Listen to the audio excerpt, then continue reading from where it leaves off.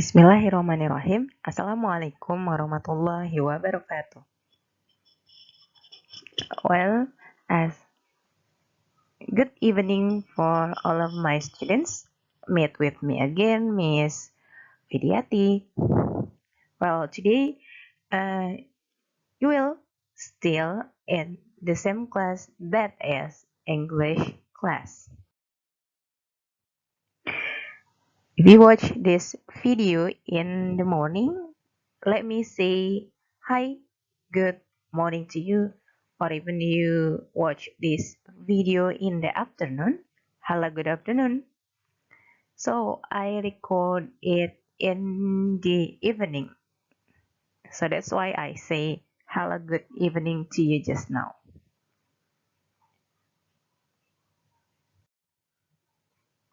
Well, actually today this is my second video. So we will learn future about passive voice. In the previous video, I have told you that we will learn more about passive voice. So it is rather learning about how you can change from active to passive or passive to active. But another goal is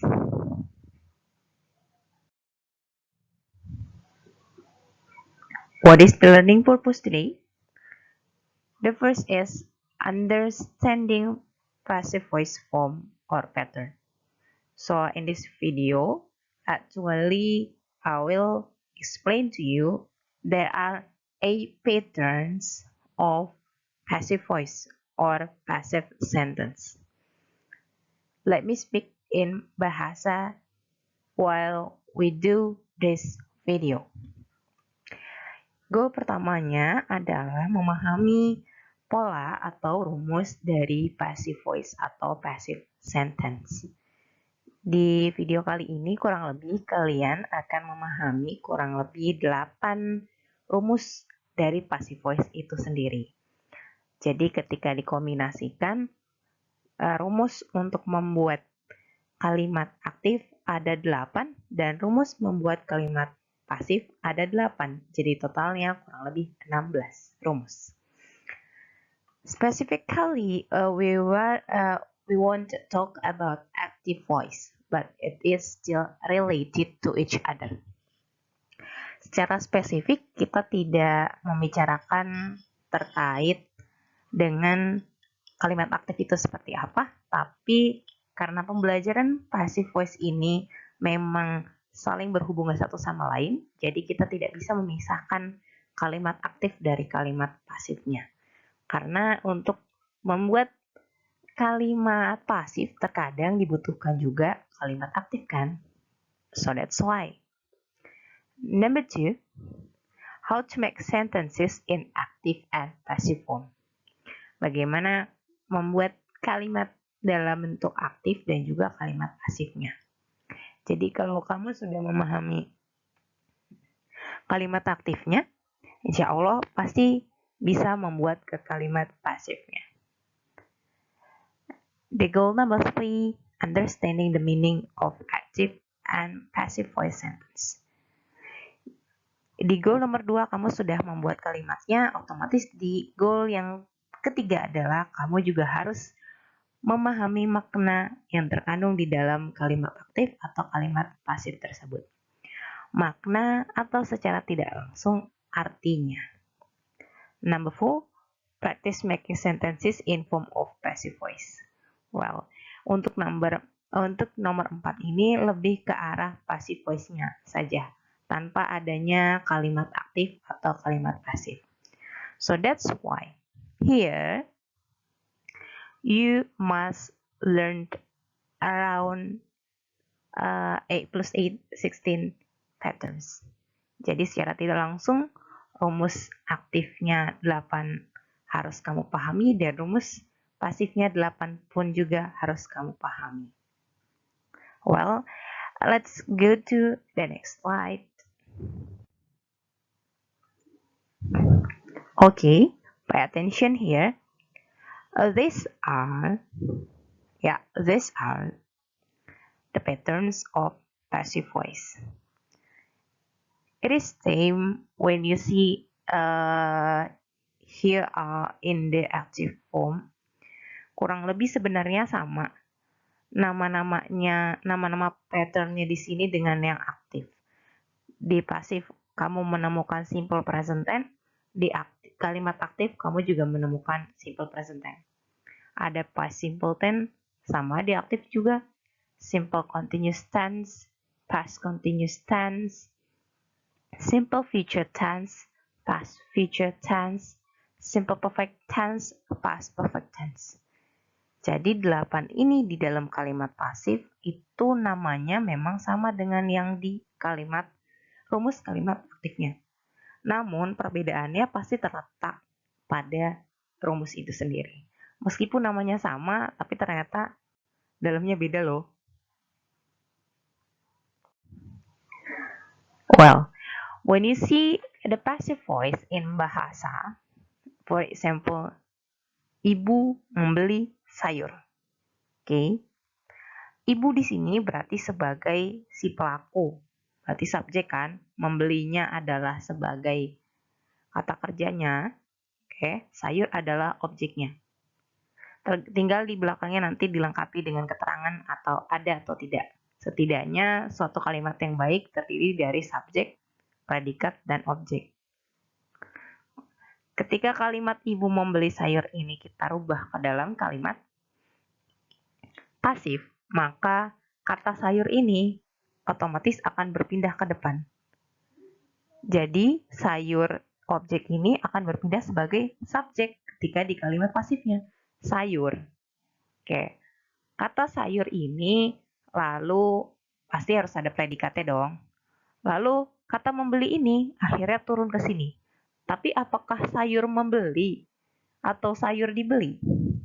Ya, karena kalimat pasif berarti bukan lagi, melainkan jadi dibeli. Oke, karena tadi ibunya di sini adalah sebagai subjek, maka ketika di kalimat pasif, kata ibu berubah menjadi objek. Tapi ada satu kata lagi yang menghubungkannya, yaitu ada kata oleh. Kalau dalam bahasa Inggris, oleh ini tulisnya adalah by.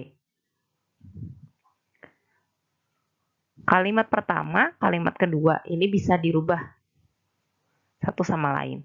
Namun bagaimana dengan kalimat yang ketiga ini? Saya pergi ke sekolah. Saya pergi ke sekolah. Apakah kata ini bisa dirubah ke dalam kalimat pasif? Di sini sudah ada kata saya. Well, di sini sudah ada kata saya. Berarti itu adalah subjeknya. Pergi. Oke, pergi di sini sebagai predikatnya. Oke, apakah kata ke sekolah ini adalah objeknya? Bukan, ke sekolah ini adalah dia masih adverb of place-nya. Ke-nya kemana? Ke sekolah. Lalu ada objeknya tidak? Tidak. Jadi kalau kamu menemukan ada kalimat yang tidak ada objeknya, maka kalimat tersebut tidak bisa dirubah ke dalam kalimat pasif. Mohon diingat baik-baik ya. Well, let's see. We will go to the next slide. Okay. So how about passive voice in English? Yeah. Overall, we will use verb 3. Yeah, that's why in my last video, I said that when you have small card contain tenses over there is verb 1, there is verb 2, verb 3, or even verb 8. Passive voice only use all of them verb 3. When you see to be 1, that means is and are. And when you see to be 2, that is was and were. So, the key is object becoming subject or subject becoming object. Ya, seperti yang tadi sudah saya jelaskan di slide berikutnya, kata ibu membeli sayur, ibunya menjadi objek, sayurnya menjadi subjek ketika di kalimat pasif. Mohon untuk diingat bahwa verb 3 yang digunakan di kalimat pasif dalam bahasa Inggris. To be one dan to be two ini adalah nanti yang kata ini adalah yang akan muncul di rumus atau patternnya. Jadi mohon diingat baik-baik, to be one itu adalah is dan are, sedangkan to be two itu adalah was dan were. Kemudahnya seperti ini. Ketika subjeknya tunggal, berarti kamu memerlukan to be one yang bentuknya adalah is.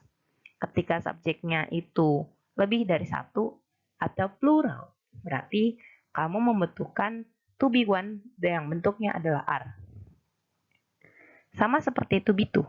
Ketika kamu menemukan rumus yang membutuhkan to be two, so that means subjek yang singular, kamu membutuhkan to be two yang was. Tapi ketika subjeknya adalah plural atau yang lebih dari satu, yang jamak, maka to be two-nya kamu pilih yang were.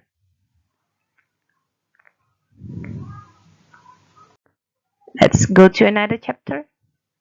Well, Bismillahirrahmanirrahim. This is the first pattern of simple present tense. There is subject, to be one, verb 3, and object. For example, di sini saya menulis A. Ini berarti ini yang pertama adalah contoh kalimat aktif. Ketika saya menulisnya P, berarti di sini adalah contoh kalimat pasifnya. Well, di kalimat aktifnya, my mother buys some vegetables in the market. Bagaimana kalimat aktif ini dirubah ke kalimat pasif? Oke, mohon diperhatikan bahwa rumus di atas ini adalah rumus dari simple present tense berbentuk pasif. Ini rumus yang passive voice, bukan aktif. Merubahnya seperti apa? Kita lihat di sini. Some vegetables. My mother buys some vegetables in the market. My mother-nya adalah subjek, maka my mother ini pindah ke belakang. My mother. Buys itu masih verb 1, berarti kita rubah menjadi bought. Itu adalah verb 3-nya dari buy. Oke. My mother-nya sudah pindah ke belakang sebagai objek, lalu di sini objeknya mana ya? Oke, some vegetables. Berarti kita pindah jadi ke depan. Some vegetables. Well, subjeknya sudah ada, di sini objeknya sudah ada, verb 3 sudah ada, yang kurang adalah to be one-nya. Kita lihat to be one-nya.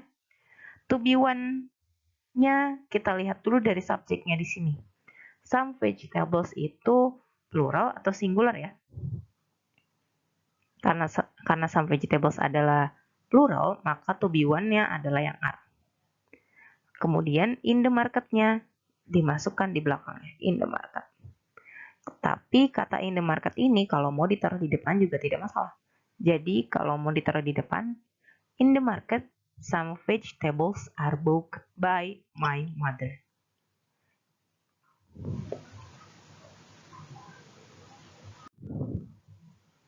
Kemudian, past present tense dari passive voice.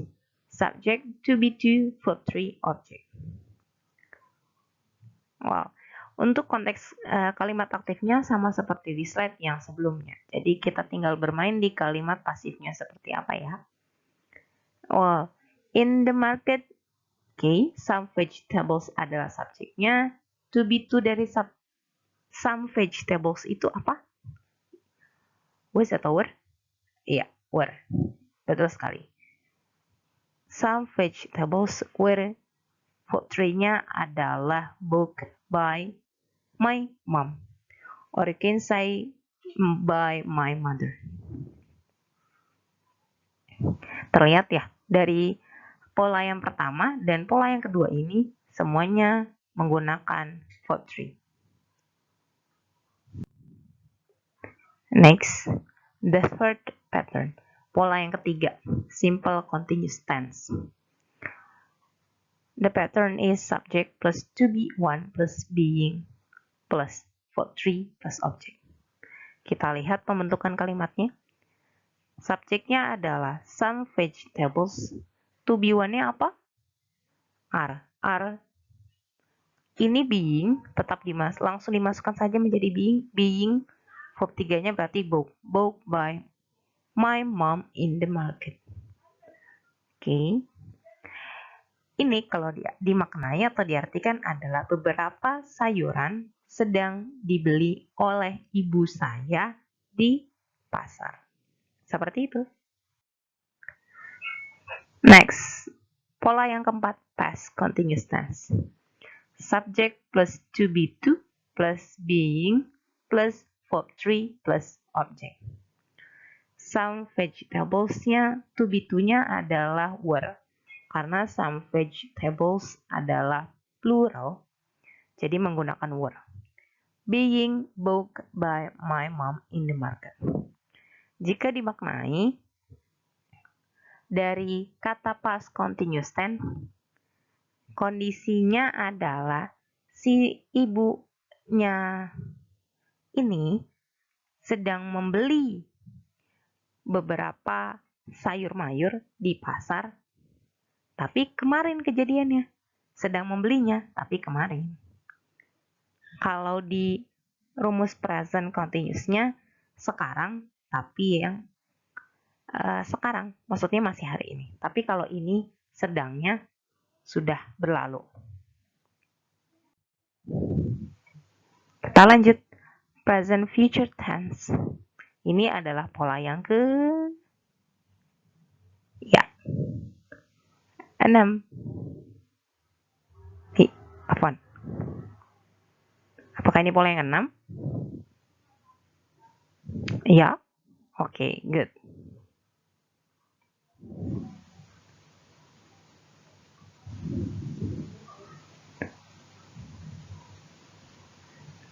Present future tense adalah pola yang ke baik 5. Kita lihat subject will or shall plus be plus verb 3 plus object. Some vegetables. Oke, beberapa sayuran, karena ini masih konteksnya sama dengan kalimat yang sebelumnya. Kira-kira menggunakan will atau shall ya? Oke, will itu digunakan untuk semua subjek atau all subjects, sedangkan shall itu digunakan untuk I dan we saja. Nah, karena will bisa digunakan untuk semua subjek, saran saya untuk rumus ini gunakanlah yang will saja. Some vegetables will be. Be-nya sama seperti being tadi, jadi be-nya tinggal turunkan saja ke sini. Verb 3-nya masih sama, yakni bought by my mom in the market. Well, this is the 6th pattern, past future tense. Subject plus would or should plus be plus verb 3 plus object. Oke. Sama seperti will dan shall, would ini sama seperti will, bisa digunakan untuk seluruh subjek atau all subjects. Sedangkan should hanya bisa digunakan untuk I dan we saja. Jadi sama seperti will, would bisa digunakan untuk semua subjek. Jadi some vegetables di sini menggunakan would. Kemudian be-nya diturunkan, verb 3-nya masih bought by my mom in the market. Di sini ada kata by. By itu kalau dalam bahasa Indonesia berarti oleh ibu saya.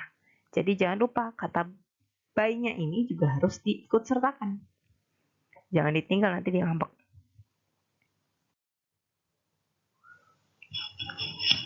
Okay, let me continue. Wait a minute. Well, present perfect tense. This is the 7th pattern. The pattern is subject plus has or have plus been plus verb 3 plus object. The example is still same in an active form. So how it can be in the passive form? Yeah. Take a look here. There is a choice between has and have. In active form, has used for she, he, it, and have for they, we, are, you. But it is passive form, so it means I will give you the tips and trick. If the subject is plural, it means that you use have.